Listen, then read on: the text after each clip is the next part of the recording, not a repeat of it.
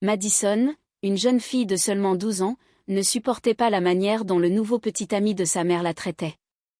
Tandis que tout le monde autour d'elle le voyait comme l'homme idéal, elle sentait au fond d'elle que quelque chose clochait. Personne ne la croyait jusqu'au jour où elle découvrit un sombre secret sur le fiancé de sa mère et dut faire un choix qui allait bouleverser leur vie à toutes les deux. Madison Carter observait par la fenêtre de la cuisine quand Andrew Blake arriva. Il gara sa voiture noire dans l'allée et s'approcha de la porte avec ce sourire que tout le monde adorait. Tout le monde sauf elle. À 12 ans, Madison savait déjà reconnaître quand quelque chose n'allait pas, même si elle n'arrivait pas toujours à mettre le doigt dessus. « Maman, il est là !» cria-t-elle à Daniel qui se préparait dans la chambre. « J'arrive, ma chérie, tu peux lui ouvrir ?» répondit Daniel d'une voix enjouée qui résonna dans le couloir. Madison inspira profondément et ouvrit la porte. Andrew était là, impeccable comme toujours, dans son costume bien taillé avec ce parfum cher qui envahissait la maison à chacune de ses visites.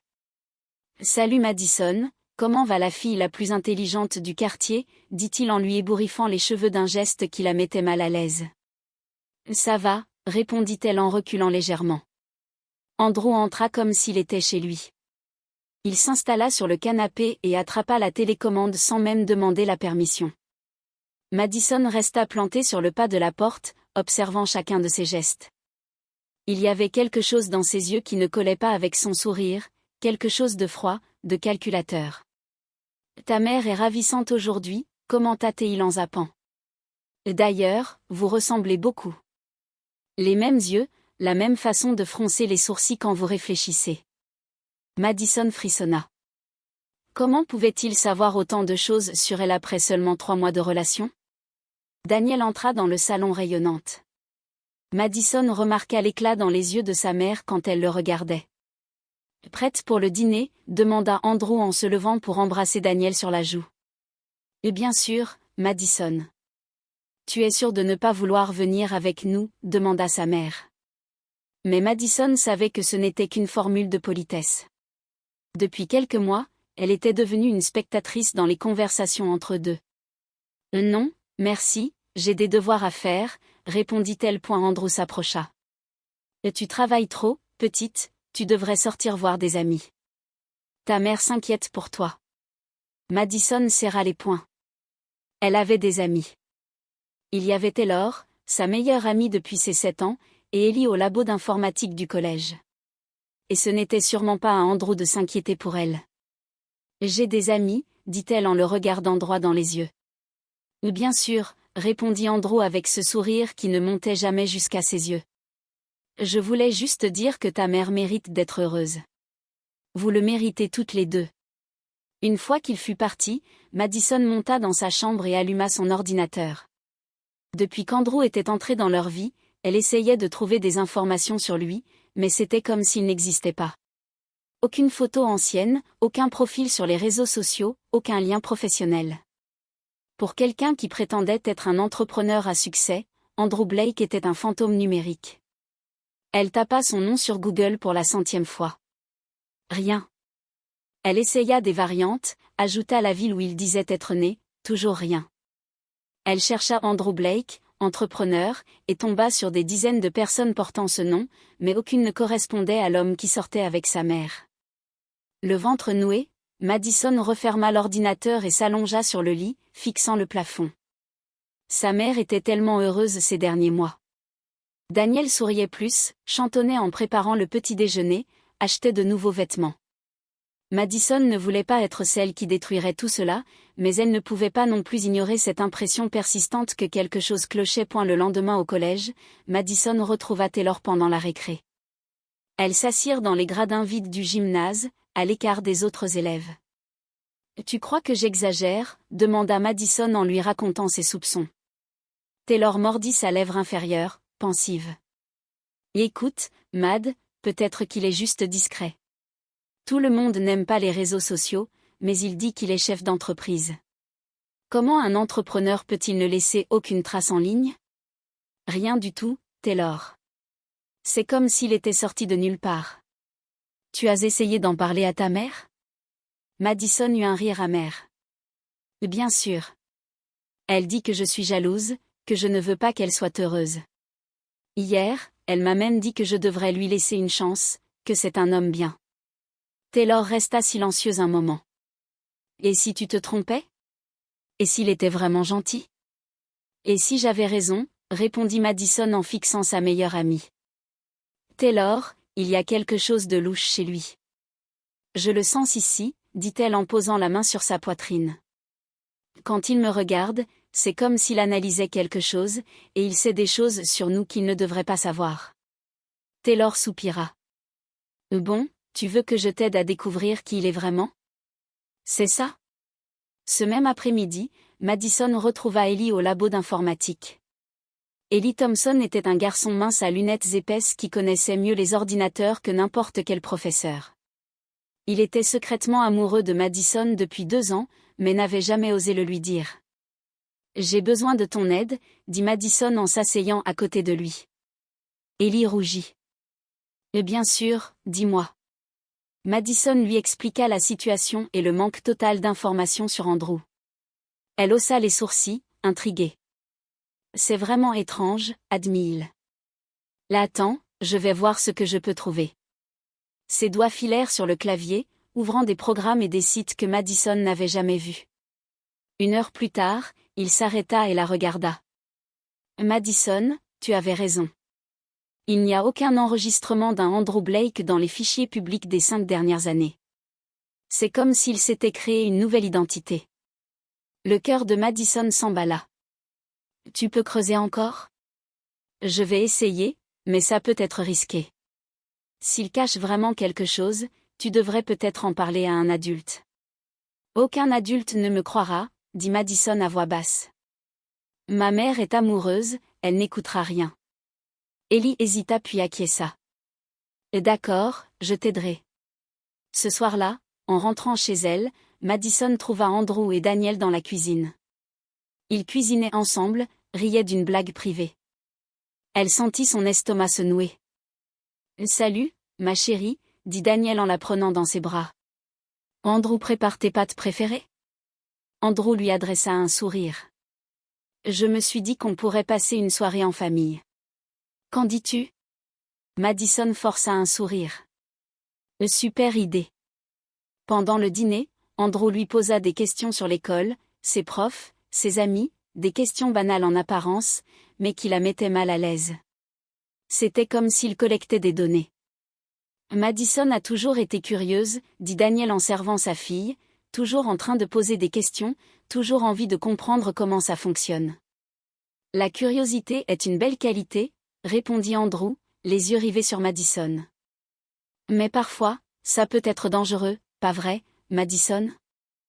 Le silence s'installa à table, seulement troublé par le bruit des fourchettes contre les assiettes. Madison sentit ses joues s'enflammer. « Ça dépend de ce qu'on essaie de découvrir, » répliqua-t-elle en soutenant son regard. Andrew sourit, mais cette fois, Madison fut sûre de voir quelque chose de menaçant dans ses yeux. « C'est vrai, » dit-il calmement. « Certaines choses feraient mieux de rester enfouies. » Madison ne réussit pas à dormir cette nuit-là. Les paroles d'Andrew résonnèrent dans sa tête. Certaines choses feraient mieux de rester enfouies. Ce n'était pas un conseil, c'était un avertissement. Le lendemain matin, elle retrouva Taylor à la cantine du collège. Son ami était en train de manger un sandwich mais s'arrêta net en voyant l'expression sur le visage de Madison. « Tu as une sale tête, » dit Taylor, inquiète. Madison lui raconta le dîner et l'échange étrange avec Andrew. Taylor resta silencieuse, absorbant les informations. « Peut-être qu'il plaisantait, » dit-elle enfin sans grande conviction. « Taylor, tu n'as pas vu son regard. Il ne plaisantait pas. »« Ok. Ok. On ira voir Ellie après les cours. » Au labo informatique, Ellie tapait frénétiquement sur son clavier. En voyant les 2 filles arriver, il leur fit signe d'approcher. « J'ai trouvé quelque chose » murmura-t-il. Pas sur Andrew Blake directement, mais sur une femme nommée Rachel Thompson. Madison fronça les sourcils. « C'est qui ?» Elle a disparu il y a 2 ans. Elle vivait dans une ville à 3 heures d'ici. La police n'a jamais retrouvé son corps, mais elle a été déclarée morte. « Et quel est le lien avec Andrew ?» demanda Taylor. Regardez ça. À l'écran, une conversation par message entre deux numéros s'affichait. L'un était enregistré comme Andrew, l'autre comme Rachel. Les messages dataient d'il y a 2 ans, peu avant la disparition de Rachel. « Comment tu as eu ça ?» demanda Madison, impressionné. « J'ai mes sources », répondit Ellie en rougissant. L'important, c'est que ces messages prouvent qu'Andrew connaissait Rachel. Regardez les derniers. Madison lut à haute voix, « Je ne peux plus continuer comme ça, Andrew. Je dois en parler à quelqu'un. » La réponse d'Andrew glaça le sang. « Et tu ne diras rien à personne. » Un silence pesant s'abattit sur le labo. Taylor fut la première à rompre le calme. « Ça ne prouve rien. Ça pourrait être un autre Andrew. » « Ou alors c'est le même Andrew qui sort avec ma mère », rétorqua Madison, le cœur battant. Ellie imprima les messages et les tendit à Madison. « Il faut que vous alliez à la police avec ça. » « Avec quelle preuve ? » « Des messages d'un numéro qui pourrait appartenir à n'importe quel Andrew, secoua-t-elle la tête. « Il me faut autre chose. » « Madison, ça devient dangereux, » dit Taylor, sa voix tremblante. « Si Andrew a vraiment fait quelque chose à cette femme, alors il pourrait faire pareil à ma mère, » compléta Madison. Cet après-midi-là, Madison rentra chez elle bien décidée à parler à Daniel. Elle trouva sa mère dans le salon, en train de feuilleter un magazine de mariage. « Maman, faut que je te parle » dit Madison en s'asseyant à côté d'elle. Daniel referma le magazine et sourit. « Bien sûr, ma chérie. »« Qu'est-ce qu'il y a ?» Madison prit une grande inspiration. « Tu connais les amis d'Andrew ? Tu as déjà rencontré quelqu'un de sa famille ? » « Madison, pourquoi tu me poses ces questions ? » « Réponds juste, s'il te plaît. » Daniel soupira. Il n'a plus de famille proche. Ses parents sont morts quand il était jeune et il bosse beaucoup. Il n'a pas vraiment de temps pour voir ses amis. Tu ne trouves pas bizarre qu'il n'ait aucune vieille photo, aucun souvenir d'avant ? Il m'a dit qu'il avait tout perdu dans un incendie dans son ancien appart, répondit Daniel, commençant à perdre patience. Madison, où veux-tu en venir ? Madison sortit les messages imprimés. J'ai trouvé ça aujourd'hui. Andrew connaissait une femme qui a disparu il y a 2 ans. Daniel prit les papiers et les parcourut rapidement. Puis elle regarda sa fille, agacée. Tu as trouvé ça où ? Peu importe, ce qui compte, c'est que... Bien sûr que ça compte. Tu enquêtes sur mon compagnon ? Tu violes sa vie privée ? Maman, écoute-moi. Cette femme a disparu et Andrew faisait partie des dernières personnes à lui parler. Et alors ? Ça ne prouve rien. Andrew, c'est un prénom courant. Les larmes montèrent aux yeux de Madison. Maman, s'il te plaît, tu ne trouves pas étrange qu'il n'ait pas de passé, pas d'amis, pas de famille ? Je trouve surtout étrange que tu refuses que je sois heureuse, cria Daniel. Depuis la mort de ton père, j'ai vécu dans le vide. Andrew me redonne le sourire. Il me fait me sentir vivante. Mais il pourrait être dangereux. Il est attentionné, gentil. Il me traite comme une reine. C'est toi qui ne supportes pas qu'on ne soit plus que toutes les deux. Ce n'est pas de la jalousie, maman, c'est de la peur. J'ai peur qu'il te fasse du mal. Assez, Madison, je ne veux plus en entendre parler. Tu t'excuseras auprès d'Andrew quand il rentrera. Je ne m'excuserai pas d'essayer de te protéger. Daniel saisit les feuilles et les déchira. Tout ça, c'est des mensonges. Andrew est un homme bien et tu vas devoir l'accepter que ça te plaise ou non. Madison s'enfuit dans sa chambre et claqua la porte. Elle se jeta sur son lit et pleura jusqu'à ne plus avoir de larmes. Sa mère ne voulait pas l'écouter. Personne ne voulait. Plus tard, elle entendit Andrew rentrer. Il discutait doucement avec Daniel dans le salon. De temps en temps, il riait. Madison ressentit un mélange de colère et de désespoir. 1 heure plus tard, quelqu'un frappa à sa porte. « Madison, je peux entrer ?» C'était la voix d'Andrew. Madison s'assit sur son lit, s'essuya le visage. « Vas-y. » Andrew entra dans la chambre et referma doucement la porte derrière lui. Il s'installa sur la chaise du bureau, fixant Madison droit dans les yeux. Ta mère m'a parlé de votre conversation, dit-il calmement. Elle est très peinée. Madison ne répondit pas. Je sais que tu t'inquiètes pour elle. C'est normal, tu as perdu ton père et maintenant tu as peur de perdre ta mère aussi. Ce n'est pas ça. Ah non, dit-il en penchant la tête. Alors, explique-moi pourquoi tu me détestes autant. Madison soutint son regard. Je ne te déteste pas. Je pense juste que tu n'es pas celui que tu prétends être. Et qui crois-tu que je suis? Je ne sais pas encore, mais je vais le découvrir. Il se leva et alla jusqu'à la fenêtre, regardant dehors.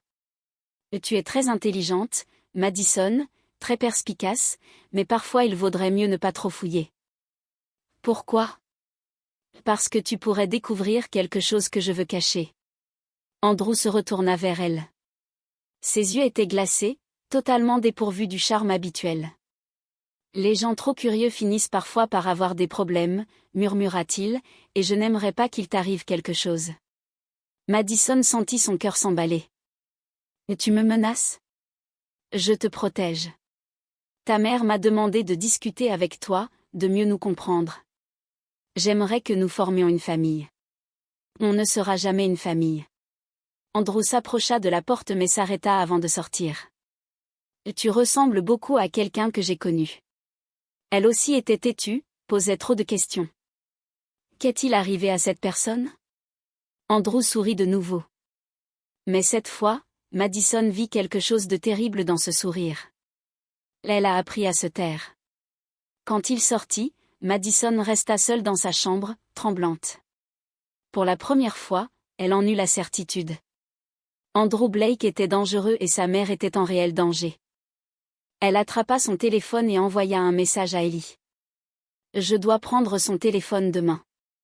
La réponse ne tarda pas. Madison, c'est trop risqué. Je n'ai pas le choix, répondit-elle.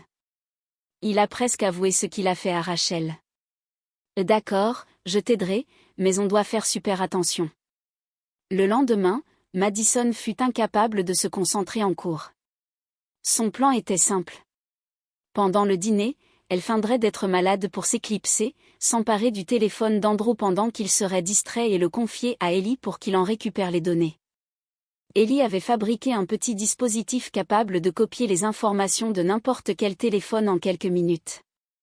Il expliqua que c'était comme une clé USB mais bien plus puissante.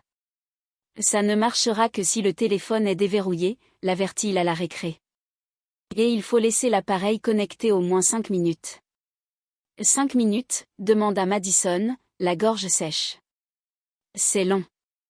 C'est le minimum pour extraire les messages, les photos et les contacts. Tu es sûr de vouloir faire ça? Madison jeta un regard à Taylor qui se tenait à côté d'eux, l'air préoccupé. Et hier soir, il a presque avoué, dit Madison. Il a parlé d'une femme qui posait trop de questions et qui a appris à se taire. Il parlait de Rachel. Taylor soupira. D'accord. Mais si ça tourne mal, tu promets que tu vas direct à la police. Promis. Ce soir-là, Madison rentra chez elle avant Andrew. Elle trouva Daniel dans la cuisine en train de préparer le dîner. Le visage de sa mère était gonflé comme si elle avait pleuré. Maman, ça va? Daniel ne la regarda pas. Ça va? Tu as pleuré? Madison, s'il te plaît, pas ce soir. Madison s'approcha d'elle. Je suis désolée pour hier, je ne voulais pas te blesser. Daniel la regarda enfin. Tu m'as fait du mal, Madison. Andrew est un homme bien. Il m'aime. Il veut qu'on devienne une famille. Je sais, maman, je suis désolée. Tu vas aussi t'excuser auprès de lui? Madison acquiesça, détestant chaque seconde de ce mensonge. Oui. Quand Andrew arriva, Madison était assise à la table, faisant semblant de faire ses devoirs. Il embrassa Daniel et jeta un coup d'œil surpris à Madison. Salut Madison, ta mère m'a dit que tu voulais t'excuser. Madison leva les yeux de son cahier. Désolée pour hier, tu avais raison. J'étais juste jalouse. Andrew sourit, mais elle remarqua qu'il n'était pas totalement convaincu. Aucun problème. Je comprends que ce n'est pas facile d'accepter les changements. Pendant le dîner, Madison attendit le bon moment. Comme à son habitude, Andrew avait posé son téléphone sur la table juste à côté de son assiette. Daniel se leva pour aller chercher le dessert dans la cuisine. L'aïe. Mon ventre, dit Madison en grimaçant. J'ai trop mangé, je crois. Ça va, demanda-t-elle. Je vais aux toilettes, je reviens. Elle quitta la salle à manger, mais au lieu d'aller aux toilettes, elle se cacha dans le couloir. Quand elle entendit Daniel revenir, elle attendit quelques secondes avant de revenir s'asseoir à table. Ça va mieux, demanda Daniel. Un peu, répondit Madison en reprenant sa place. Le téléphone d'Andrew était toujours à la même place. Il parlait avec Daniel de son travail, totalement distrait. Madison jeta un œil à l'écran et vit qu'il était déverrouillé. Le cœur battant la chamade, elle sortit le dispositif d'Ellie de sa poche et le connecta discrètement au port USB du téléphone. Une petite lumière rouge s'alluma. Le transfert avait commencé. Tu es encore toute pâle, dit soudain Andrew en la fixant. Ça va, répondit-elle d'une voix aussi calme que possible. Tu devrais peut-être aller te reposer, suggéra-t-il en tendant la main pour toucher son front. Madison recula instinctivement. Pas besoin, je me sens mieux. Andrew fronça les sourcils, son regard se porta sur la table puis sur son téléphone. Madison suivit son regard et vit que le dispositif était toujours branché. La lumière rouge clignotait encore. C'est quoi ça, demanda-t-il en attrapant son téléphone. Le monde s'écroula autour de Madison. Quoi? Andrew examina le petit appareil connecté au téléphone. Son visage changea du tout au tout.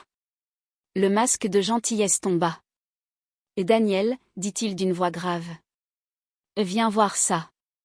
Daniel s'approcha. Qu'est-ce qu'il se passe? Ta fille a branché un truc sur mon téléphone. Madison se leva précipitamment. Je peux tout expliquer. Et tu m'espionnais, dit Andrew. Après tout ce qu'on s'est dit hier?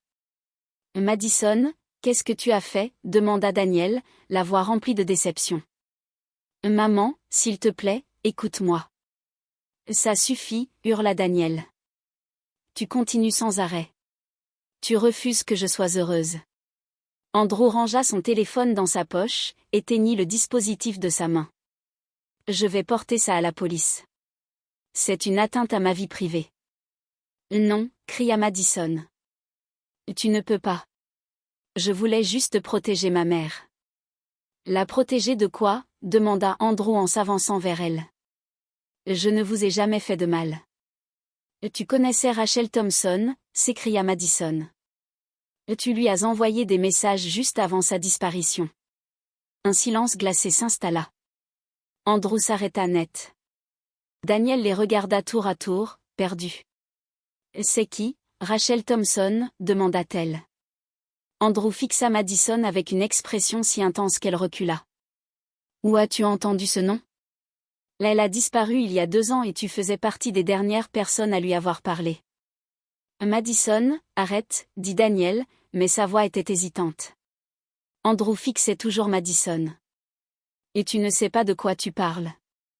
Ici. Tu lui as dit qu'elle ne parlerait à personne et après ça, elle a disparu. C'est faux, répliqua Andrew. Mais Madison vit qu'il transpirait. C'est la vérité. J'ai les messages. Tu n'as rien. Madison se tourna vers sa mère. Maman, demande-lui qui est Rachel Thompson. Demande-lui où il était il y a 2 ans. Daniel regarda Andrew. Andrew, c'était une femme que j'ai connue il y a longtemps. Ça n'a rien à voir avec vous deux. Qu'est-ce qui lui est arrivé? Insista Daniel. Andrew hésita. Elle est morte.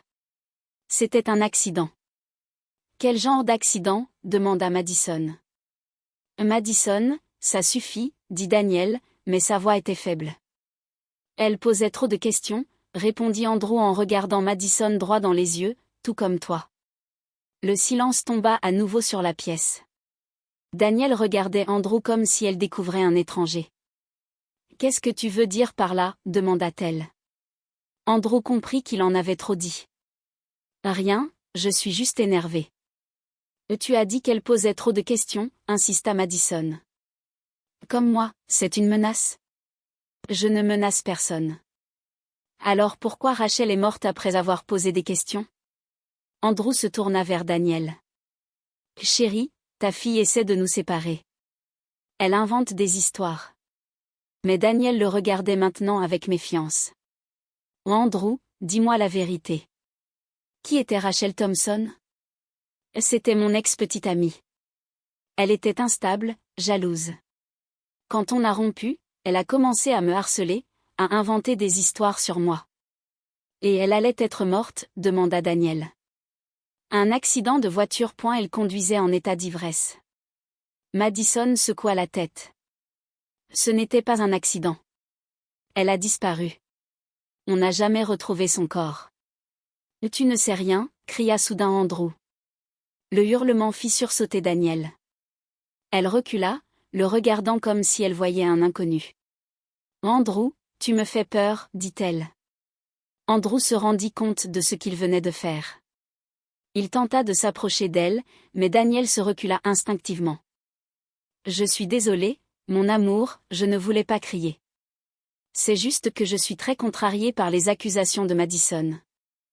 Peut-être que tu devrais partir ce soir, dit Daniel à voix basse. Et Daniel, s'il te plaît, ne laisse pas Madison nous séparer. Ce n'est pas elle qui nous sépare, c'est toi qui me fais peur, répondit-elle. Andrew regarda les deux femmes. Madison vit de la colère dans ses yeux, de la colère et quelque chose de bien plus dangereux. Très bien, dit-il en attrapant ses clés. Je m'en vais, mais ce n'est pas fini, Madison, pas du tout. Une fois la porte refermée, Daniel s'effondra sur le canapé et fondit en larmes. Madison s'approcha doucement. Maman, ne me parle pas, Madison, pas maintenant. Madison monta dans sa chambre, sachant qu'elle venait de remporter une bataille, mais que la guerre ne faisait que commencer. Andrew savait qu'elle enquêtait et des hommes comme lui ne renoncent pas facilement. Elle prit son téléphone et envoya un message à Ellie. Il apprit le dispositif. Tu as pu extraire quelque chose? La réponse ne tarda pas, j'ai récupéré quelques fichiers avant que la connexion ne coupe. Tu ne vas pas aimer ce que j'ai trouvé. Madison sentit son estomac se nouer. Qu'est-ce que tu as trouvé? Des photos. Beaucoup de photos. Viens chez moi demain. Madison s'allongea sur son lit, sachant qu'elle ne fermerait pas l'œil de la nuit. Demain, elle découvrirait la vérité sur Andrew Blake et elle savait au fond d'elle que ce serait encore pire que ce qu'elle imaginait. Le lendemain matin, Madison se leva tôt et descendit à la cuisine. Elle trouva Daniel assise à la table, une tasse de café à la main, le regard vide, ses yeux rouges et gonflés. « Maman, tu as dormi un peu ?» Daniel secoua la tête. Impossible de fermer l'œil. « Madison, dis-moi la vérité. Qu'est-ce que tu as découvert sur Andrew ?» Madison s'assit à côté d'elle. Pas grand-chose, juste qu'il a échangé des messages avec une femme qui a disparu il y a 2 ans et qu'il n'a aucun historique en ligne. Ça ne veut pas dire qu'il est dangereux. Non, mais ça ne veut pas dire non plus qu'il est innocent. Daniel soupira. J'ai peut-être été trop naïve. J'aurais peut-être dû t'écouter depuis le début. Il n'est jamais trop tard pour écouter, répondit Madison en prenant la main de sa mère. Après le petit déjeuner, Madison se rendit chez Ellie. Elle trouva le garçon dans sa chambre, entouré de câbles et d'ordinateurs. Taylor était déjà là, assise sur le lit, l'air inquiète. « Montre-lui », dit Taylor quand Madison entra. Ellie tourna l'écran de son ordinateur. « J'ai pu récupérer quelques photos avant que la connexion ne soit interrompue. »« Madison, assieds-toi. » Madison s'installa près de lui. L'écran affichait des dizaines de photos d'une femme blonde. Certaines semblaient banales, prises lors de rendez-vous ou de sorties, mais d'autres étaient différentes. « C'est Rachel Thompson, » dit Ellie à voix basse. « Je l'ai reconnue sur des articles liés à sa disparition. » Madison regarda les images. Sur certaines, Rachel était attachée, les yeux remplis de peur. Sur d'autres, elle semblait supplier. Les dernières étaient pires. Madison pâlit. « Elle est morte, » termina Ellie. Il a tout photographié. Taylor se leva, horrifié. On doit aller à la police maintenant. On ne peut pas, répondit Madison, les yeux toujours fixés sur les photos. Ces images ont été obtenues illégalement. Aucune cour ne les acceptera comme preuve.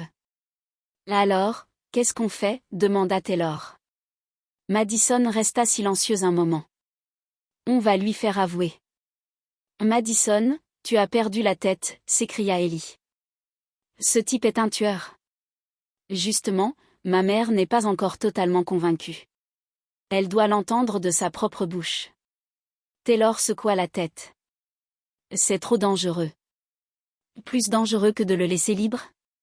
Madison attrapa son téléphone et appela chez elle.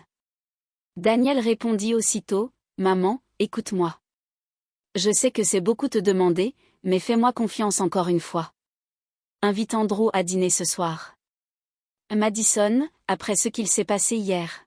« Maman, s'il te plaît, dis-lui que tu as réfléchi et que tu veux lui donner une nouvelle chance, que tu veux que lui et moi fassions la paix. » Daniel hésita. « Tu es sûr de toi? » « Oui, mais il faut que tu promettes de te cacher quand il sera là. Il faut qu'il pense qu'on est seul. Je ne vais pas te laisser seul avec lui. Et tu ne seras pas loin. Tu écouteras tout. Mais il faut qu'il croie qu'on est juste lui et moi. » Un long silence s'ensuivit. « Et d'accord, je vais l'appeler. » Madison raccrocha et se tourna vers ses amis. « Il me faut un enregistreur. »« J'en ai un ici, » dit Ellie en tendant un petit appareil. « Mais Madison, s'il le découvre. » »« Il ne le découvrira pas. Je vais le cacher sous mon pull. » À 19h précises, Andrew arriva. Madison ouvrit la porte et le trouva debout sur le perron, la regardant fixement. « Salut Madison, ta mère m'a dit que tu voulais me parler. »« Oui, entre. » Andrew entra dans le salon et balaya la pièce du regard. « Où est ta mère ? » ?»« Partie acheter un dessert. Elle voulait qu'on parle juste tous les deux. » Andrew sourit, mais Madison vit qu'il était tendu. « Intéressant. Hier, tu me détestais. Hier, j'étais perdu. Aujourd'hui, j'ai réfléchi. Que as-tu conclu ? Que j'ai peut-être été injuste, que tu aimes peut-être vraiment ma mère. Et pourquoi ce changement d'attitude ? Parce que j'ai vu à quel point ma mère était triste hier soir. Elle tient vraiment à toi. Et toi, qu'est-ce que tu ressens pour moi ? Madison le fixa droit dans les yeux. J'ai peur de toi. Andrew sembla surpris par cette franchise. Peur ? Pourquoi ? Parce qu'il y a des choses chez toi qui ne collent pas. Comme cette histoire avec Rachel Thompson. Le sourire d'Andrew s'effaça. Je t'ai déjà dit que ça ne nous concernait pas.